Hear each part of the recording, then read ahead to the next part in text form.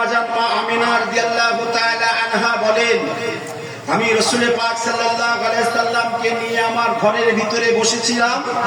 আমার রাসূলের আম্মা বলছেন, আমার কথা নয়, আমি আগেই বলেছি আমার থেকে আমি একটা কথা বলবো।